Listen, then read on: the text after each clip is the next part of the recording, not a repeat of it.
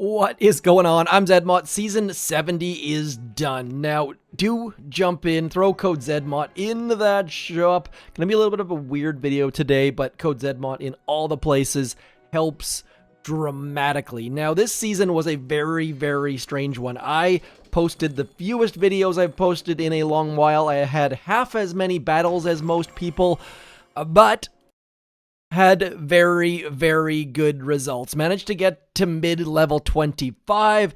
Also, for the first time in what seems like forever, finished at Canada number 1, which was pretty darn great. Managed to get to global number 87. Would have liked to get top 50, but I don't know how you guys do it. I had to wait an hour for a match just to go up, and then you'd go up 4 stars, then you'd lose 15, and it's just so... I just don't have the patience for it. So I feel like my log said I should have been top 50, but just couldn't do it. Would have had to get kicked out of my house by my wife, kids, and our guest. So just was not gonna happen, but pretty happy to be... I think this might be my first time to be Canada number 1. I really don't know, because Canada number 1 doesn't give a trophy. Now, this is that old replay. I recorded this on the weekend so I can show you my tech tree. Didn't have smoke, didn't have cryoneers, otherwise had basically everything. The rifle boost actually helped a little bit, which was a bit surprising. Didn't have max level barrage, was just using that at the end of my GBE. Otherwise, full even tech with everyone out there. I finally bit the bullet and unlocked heavy choppas and bombardiers, and that is what ranked me up, even though that pains me greatly.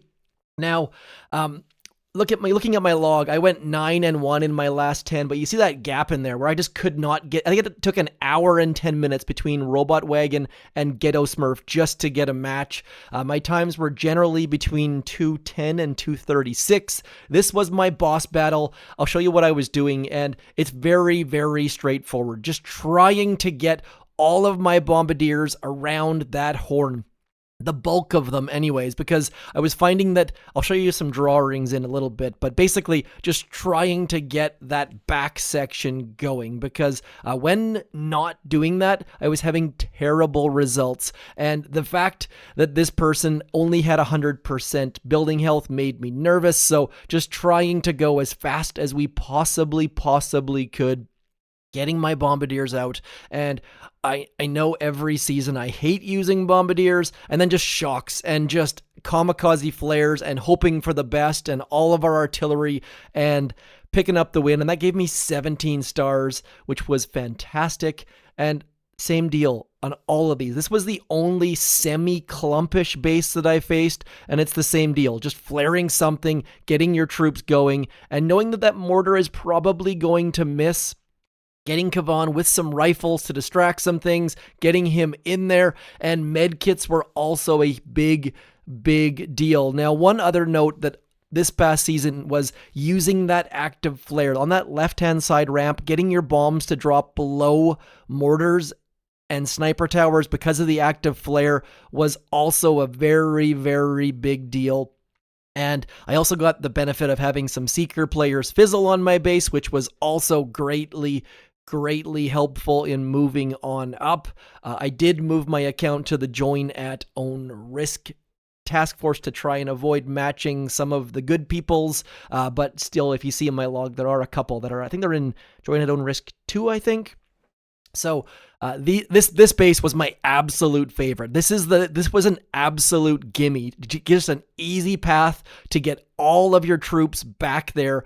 And like I said, this is a pre-recording from yesterday, and so that's why I can't pause this, or I'm just talking over replays right now. Feels a little bit weird, not my standard stuff, but that's the only option I've got. Supercell, if you're out there, if you can give us the option to watch replays or play replays when the season is over, it would be a great thing for us content creators, and just unable to flare because stuck between 2 of them. And what I mean as far as flaring, what I was finding is that if you drop your troops here or here, you ended up with all of them kind of congregating in this middle section, and then you would end up with a time below 210. And that was my number 1 goal, was to try to avoid that. So whether it was flaring a cannon and having like a split this way and this way, or if it was flaring into a location on the ground and then having your troops split as well. Whichever way it was, I just needed to get some form of a split. And that's this base, by the way, was designed by Donkey Monkey. I was sent this base by Orion. He said, hey, Donkey Monkey just ranked up with this, give it a shot.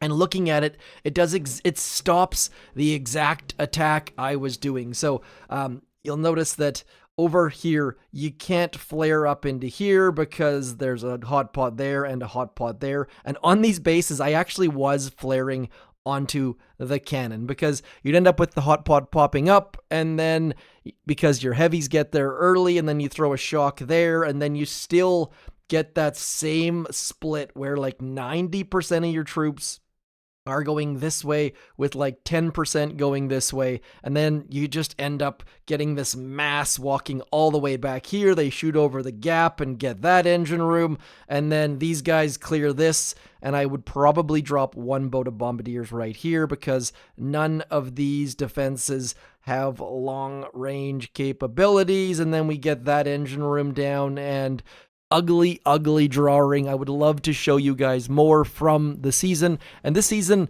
like I said, I think like as far as battles go, I was at 443, and the next closest DK Dick was at basically double. So just a little bit lucky on my part because the Disneyland and whatnot, but unfortunate because all season long my content was not really there. I feel like it was a great example where you can get a good tech tree at the very end of the season, or maybe you just need even tech to be able to beat people. My tech choices were not great, but in the end ended up in the global top 100, which made me quite happy. And we still need to find out for next season, season 71, right about there. Do we know anything about resets or starts or length of season? No. So do consider subscribing. As I get more details, I will pass it along. And if we do know more details,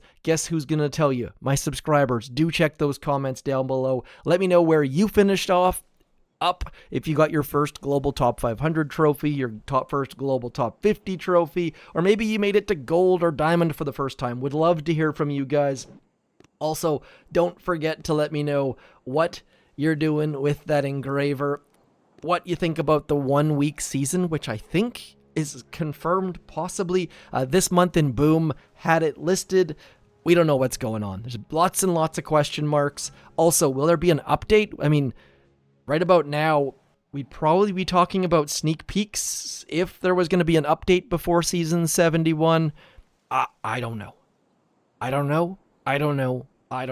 Catching up, though. My life is getting somewhat back to normal, although we do have a guest at our house and finals and all of the rest of the things for all of my kids' different activities are happening. So I promise I'm getting my feet back under me. My Warships results do show that, and thank you for your patience. Anyways, that is going to be it for me. Just wanted to get this video out there. Hopefully it came across all right. Weird recording and talking over and blah, blah, blah. Thanks for your patience. Thanks for your comments. Thanks for your code ZMOTS. I'll talk to you soon. Thanks for coming in. Peace.